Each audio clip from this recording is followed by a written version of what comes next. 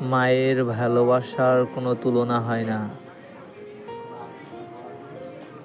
এই বাক্সর ভিতরে পাখিতে ৬টা ডিম পাড়ছে।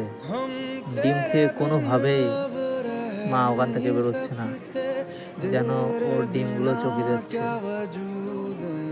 কিন্তু এটা বুনো পাখি, মায়ের ভালোবাসার কোনো তুলনাই হয় না। আপনার স্বচোখে দেখেন।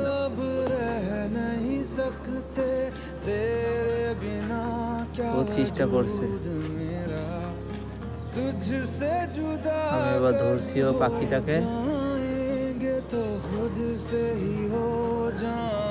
পাখিটাকে কোনো ক্ষতি করব না, ডিমেরও কোনো ক্ষতি করব না, আশা করি। আমি কখনো এরকম চেষ্টা করি যে সবসময়ের জন্য ওদের বাঁচানোর জন্য।